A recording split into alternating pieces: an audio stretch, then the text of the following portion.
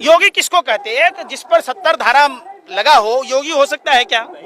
किसान पर क्या को धारा लगा हुआ है बता दीजिए आप। क्या 70 से अधिक धारा में मामला है। लादेन को दाऊद को क्या शंकराचार्य कहोगे आप?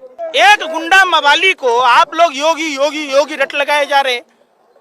साइकिल पर चढ़ता था, मट्ठा बेचता था, जो सलवार पहन के भाग गया था रामलीला मैदान से, फरार बाबा। एक पोस्टर विज्ञापन के रूप में बाहर आया। आप योगी किसको कहते हैं? कहाँ तक पढ़े आप?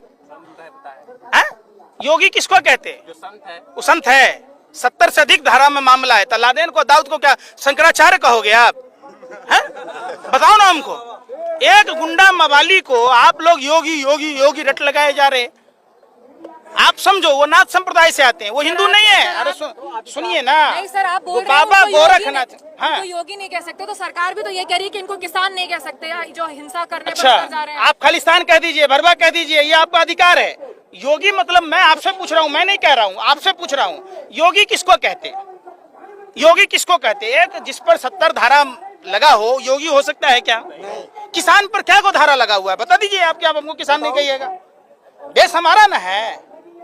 70 धाराओं में अब दूसरी बात देश के लिए आप समझिए, हमारे वोट से गीले चावल में गलती से शक्कर क्या गिर गई आप फिर समझ बैठे। देश की साबित नहीं हुई है ना। जब तक साबित कौन करेगा मैडम जी? साबित कौन करेगा? अपने कातिल अपने मुंसिफ हैं। आप मुख्यमंत्री होके आप रो रहे थे सदन में, हमको जाल से पाल देगा, हम पर मामला दर्ज कर लिया, उस दिन क्यों नहीं माफ कर लिए बताओ? अभी अडानी का हीरोइन पकड़ाया तो आप वहाँ FIR ही नहीं करोगे। आप ही कातिल हो, आप ही मुंसिफ हो।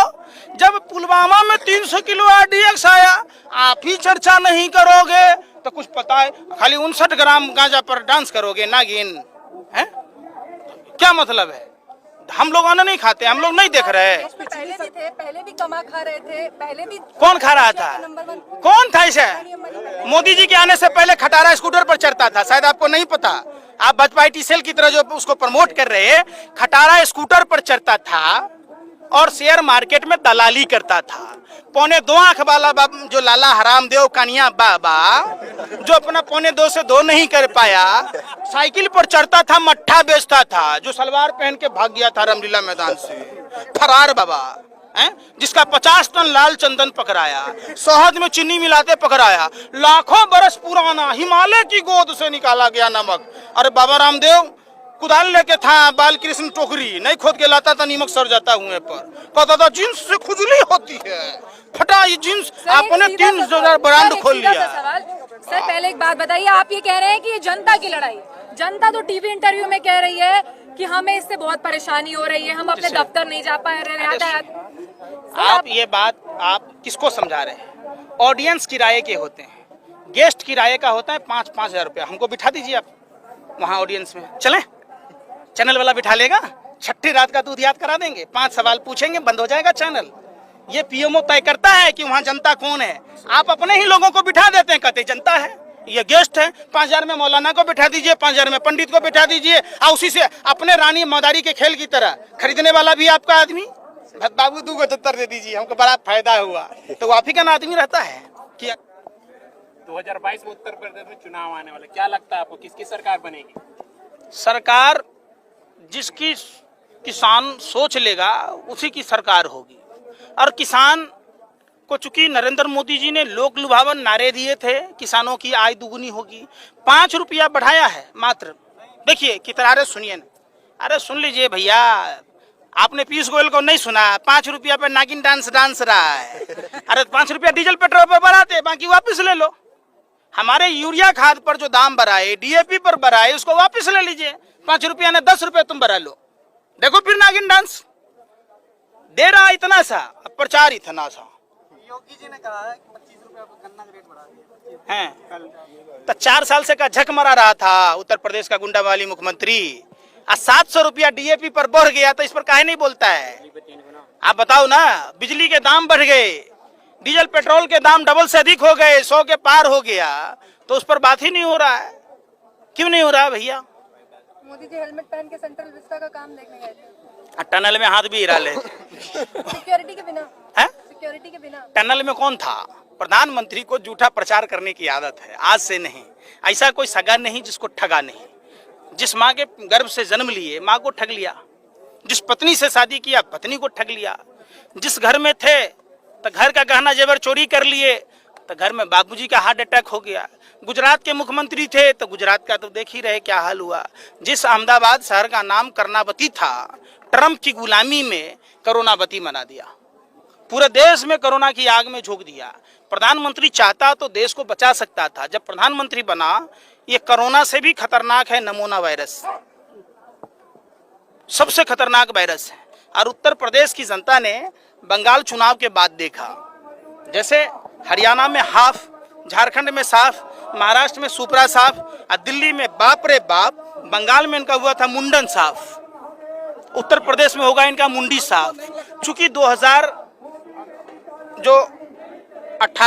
19 का जो चुनाव हुआ, 17 में 14 में जो छोटे छोटे चुनाव हुए, लोकसभा के, राज्यसभा के, नगर निगम के, लोगों ने देखा टूटी खाट फटा लंगोट, अमर गया भाजपा को देकर वोट। सोचा था बनियाइन के ऊपर नहीं शर्ट आएगी, क्या पता था बाद में पतलून भी उतर जाएगी। तो इसलिए लोग सोच समझ के वोट करेंगे। आपको नहीं लगता कि 10 महीने आंदोलन को गिराव में प्रवेश कर चुके हैं, सरकार आपको सीरियस नहीं ले रही है? सरकार क्यों लेगी? मंत्रिमंडल विस्तार कर रहे हैं, जातीय आंकड़े पे कर रहे हैं। मंत्रिमंडल विस्तार इसलिए कर रहे हैं, इनको पता है कि फिर दोबारा हम सरकार में नहीं आएंगे।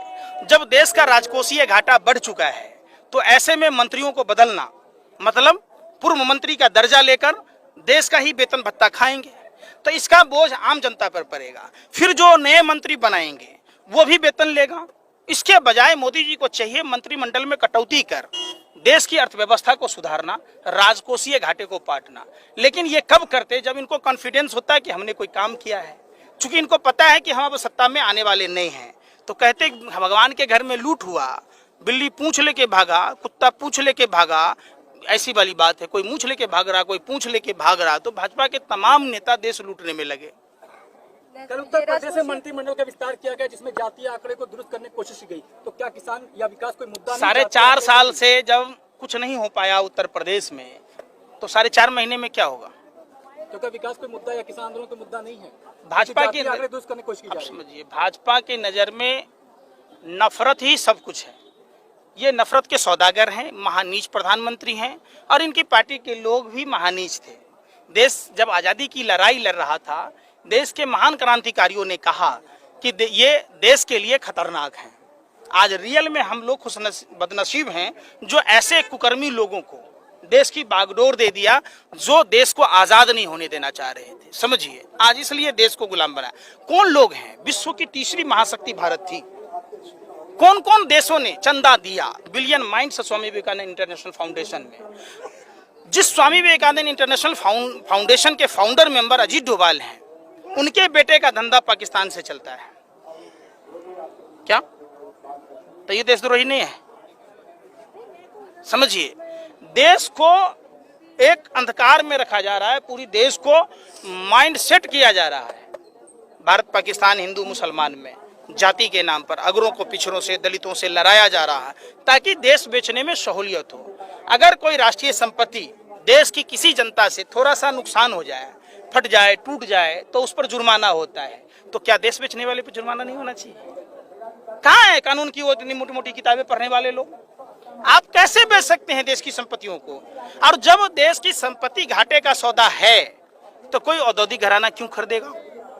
इसके पीछे लॉजिक है। जानबूझकर देश की संपत्तियों को घाटे में डाला जा रहा है। और उसमें आप देखिएगा, आरटीआई से खुलासा हुआ है, स्वतंत्र डायरेक्टर संदीप पात्रा जैसे लोगों को बनाया जाता है, 27 लाख रुपए का पैकेज दिया जाता है, और भी खर्चे हैं। तो जाहिर सी बात है संपत्ति डूबेगा, ये अपने व्यापारिक मित्र को बेचेंगे, और वही व्यापारिक मित्र इनको पार्टी फंड में चंदा देंगे। सबसे बड़ी बात, जवान के नाम पर वोट दिया जाएगा, विकास के नाम पर या फिर मंदिर के नाम पर? पूरे देश में जो भाजपा ने ठगी की है, आप लोग घूम फिर के मंदिर पर आ जाते।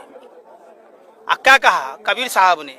पोथी पढ़ पढ़ जग मुआ, पंडित भया न कोई, 2.5 अक्षर जो पढ़ ले वही पंडित होए। मंदिर, मस्जिद, गुरुद्वारा, चर्च, बौद्ध मंदिर, कोई भी चीज ये नहीं सिखाता है नफरत फैलाना, हिंसा करना। सभी लोग यही सिखाते हैं कि भूखे को खाना खिलाओ, प्यासे को पानी पिलाओ।